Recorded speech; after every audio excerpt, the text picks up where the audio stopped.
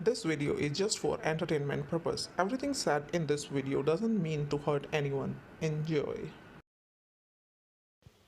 Hello guys, मिर्ची news में आप लोगों का स्वागत है। और अभी हम बात करने वाले हैं दीदू के बारे में। दीदू के व्लॉग्स के जितने अजीब जो हैं टाइटल्स होते हैं, उससे भी ज़्यादा अजीबोगरीब उनके अंदर का कंटेंट होता है। जी हाँ, अभी देखिए जो दीदू हैं उन पे वैसे तो बहुत सारे सवाल उठते रहते हैं, लेकिन आजकल जो उनके ऊपर एक मेनली सवाल उठता है वो ये कि आपकी मेड के साथ आपके रिलेशन कुछ अजीब हैं।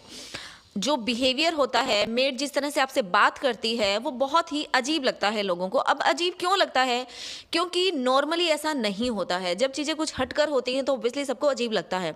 सबसे बड़ी बात ये, दीदू अपने आप को सिर्फ दिखाना चाहती है कि मैं कितनी दयालु हूँ, मैं किसी में पक्षपात नहीं करती हूँ, भेदभाव नहीं करती हूँ, सबको बराबर समझती हूँ, मेरे घर में तो कुछ ऐसा है ही नहीं, मतलब मेड का दिल आए वो कर सकती हैं। इस तरह की बातें दिखाती हैं कि वो कितनी ही दयालु हैं। अब देखो गाइस, दीदू जो भी दिखाती हैं उनको लगता है कि इससे उनकी तारीफों के पुल बांधे जाएंगे। मतलब ये बोला जाएगा कि देखो दीदू कितना ख्याल रखती है अपनी मेड का।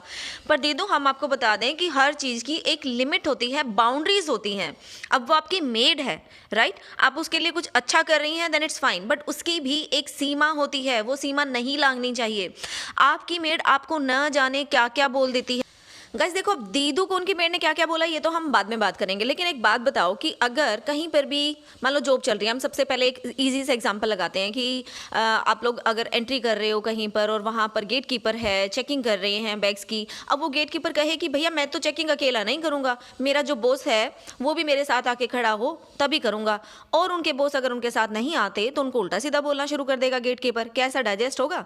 नहीं ना। लेकिन दीदू की मेड है ऐसी, अगर दीदू उनके साथ काम पे नहीं लगती हैं तो उनकी मेड उनको उल्टा सीधा बोलना शुरू कर देती हैं, डायलॉग्स मारना शुरू कर देती हैं, और दीदू इस बात को डाइजेस्ट करती है। ये सब चीज़ें लोगों को देखने में हजम नहीं होती हैं क्योंकि ये अजीब है, राइट? अब देखो कि दीदू और दीदू की मेड, चाहे दीदू एज में छोटी हो अपनी मेड से या बड़ी हो, उससे कोई फर्क नहीं पड़ता। इन द एंड दीदू ने उनको जॉब दी है तो उन मेड का जो है फर्ज बनता है कि वो उनकी रिस्पेक्ट करें, राइट? लेकिन यहाँ पर तो रिस्पेक्ट ना होकर गालियाँ सुनने को मिलती हैं, ये सुनने को मिलता है कि चमाट पड़ेगा। अब बताओ, गेट कीपर अपने बॉस को जाके बोले खड़ा हो यहाँ पे, नहीं तो चमाट पड़ेगा, या बॉस गेट कीपर को बोले कि तुमने यहाँ पे ढंग से चेकिंग नहीं की, इसको अच्छे से चेक करो, तो गेट कीपर क्या कहेगा? की है हमने, हम चमाट मारेंगे तुम्हारी गाल के ऊपर। तो ये क्या उस बॉस को डाइजेस्ट होगा? उसको निकाल के बाहर नहीं कर देगा? भैया किस तरीके से बात कर रहे हो? तो मेरा सिर्फ कहने का इतना मतलब है कि चाहे वो कोई भी जॉब हो, कहीं पे भी जॉब हो, लेकिन हर जॉब की एक बाउंड्रीज होती है, लिमिट्स होती हैं। आपको वो लिमिट क्रॉस नहीं करनी चाहिए। और अगर बॉस वो सुन रहा है गेट कीपर से, एक दिन सुन रहा है, 2 दिन सुन रहा है, तीसरे दिन उस बंदे की हिम्मत बढ़ जाती है उसको ज़्यादा बोलने की। तो यही किस्सा दीदू की मेड के साथ भी हुआ है। दीदू ने अपनी मेड की बातें सुनी है, उसको हवा मिली है, और डे बाय डे वो और ज़्यादा खुलती गई, और दीदू को आज यहाँ तक बोला, कुत्तिया थप्पड़ मारूंगी तुम्हारे। यस, उनकी मेड ने बोला है। और ये हंस हंस के दिखा रही हैं जैसे ये फनी हो। मैडम, ये फनी नहीं है। It's not funny and it's not accepted, right? क्योंकि देखो, अगर यही बात दीदू ने ये तो बोल दिया कि हम तो ऐसे लड़ते हैं जैसे सास बहू लड़ती हो। दीदू अब इस बात को उसी तरीके से लेते हैं जैसे आपने बोला कि सास बहू की तरह लड़ती हो। अगर आपकी सास ने आपको कुतिया बोला होता, आप इस बात को डाइजेस्ट कर लेती। अगर आपकी सास ने आपको ये बोला होता कि एक थप्पड़ मारेंगे हम तुम्हारे, तो क्या आप हल्ला नहीं मचा देती? इंडिपेंडेंट गर्ल हल्ला नहीं मचा देती? झंडा लेके नारे लगाना शुरू नहीं कर देती? लेकिन वहीं पर मेड ने जब ये बातें बोली हैं, मेड ने, जो आपके घर के फैमिली मेंबर भी नहीं है, राइट, उसने ये बातें बोल रही है, तो आप हंस हंस के दिखा रही हो और ये बता रही हो कि भैया हम तो है ना सास बहू की तरह लड़ते हैं। तो भैया जब तुम ऐसे अजीबो गरीब दिखाती हो ना चीज़ें, तो वो हजम नहीं होती हैं लोगों को। तो यहाँ पर हमें फील होता है कि जो मेड है, जो लोग इनसे सवाल पूछते हैं कि आपने मेड को क्यों रखा हुआ है, तो गाइज आई थिंक आप लोगों को समझ आ गया होगा कि ये कंटेंट क्रिएट करने के लिए मेड को रखा गया है। क्योंकि दीदू अभी यहाँ जो रहती हैं वो रहती हैं अकेले। घर कितना बड़ा है ये आप भी जानते हैं। घर के कोने कोने को वो ऑलरेडी दिखा चुकी हैं, अब दिखाने को वहाँ कुछ है नहीं। हस्बैंड इनकी वीडियोज़ में आते नहीं हैं, तो क्या करें? मेड को रखती हैं और मेड से गालियाँ सुनती हैं। तो गाइस बात ऐसी है कि जो बातें इनके घर वाले भी बोलने की हिम्मत नहीं रखते होंगे वो बातें मेड कर देती है। मेड से बोलती हैं कि आंटी मुझे सब बोल रहे हैं कि मेड क्यों रखी हुई है और इनकी मेड कितनी गुस्सैल है, ये तो आपको पता ही है। चाय वाली बात भूले नहीं तो मैं याद दिला देती हूँ। चाय नहीं सॉरी कुछ और बनाया था, खीर बनाई थी इन्होंने।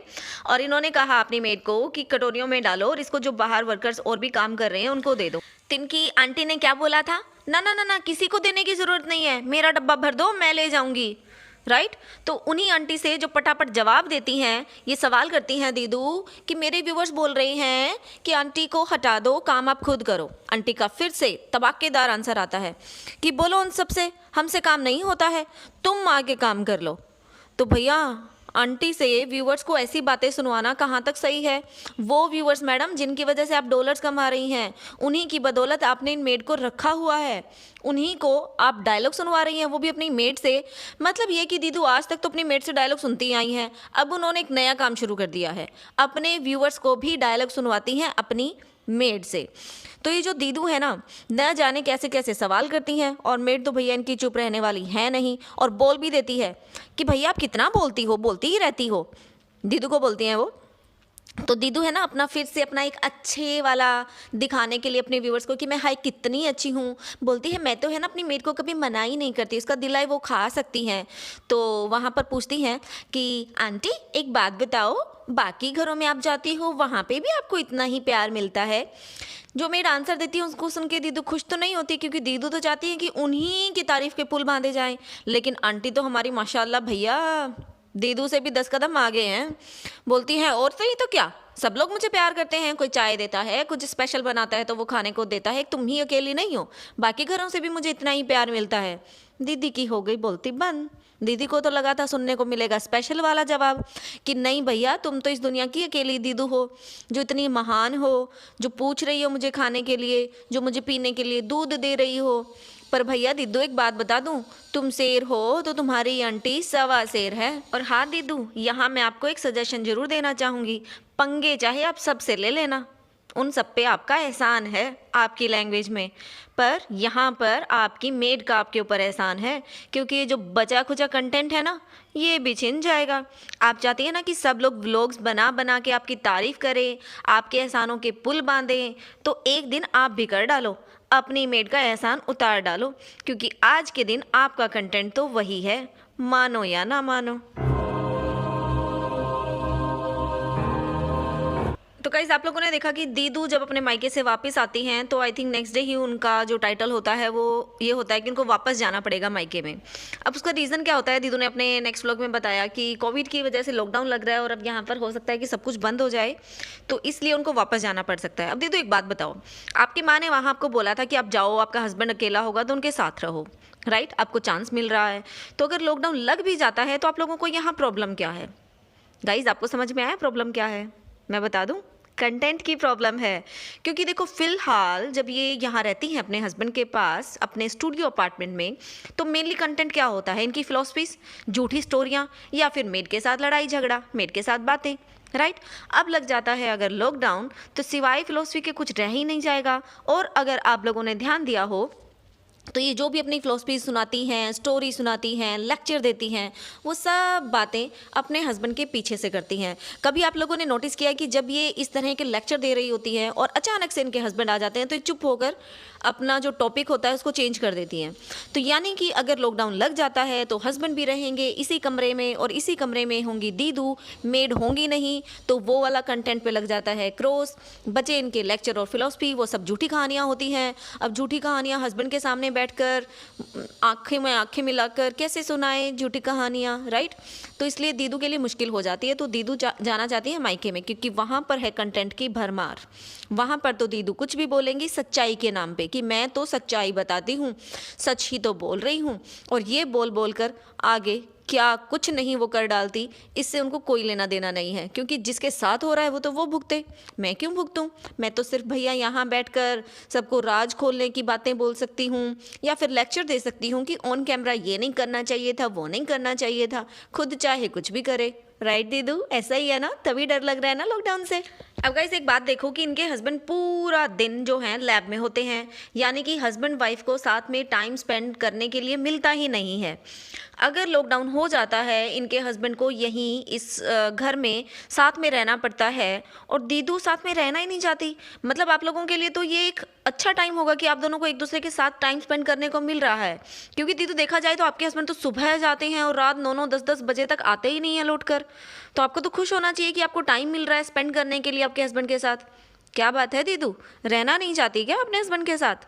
माजरा क्या है बता ही डालो, सच्चाई जो बोलती हो तो सच्चाई बता डालो कि प्रॉब्लम क्या है, क्यों यहाँ नहीं रहना चाहती, क्यों उल्टे पांव दौड़ना चाहती हो।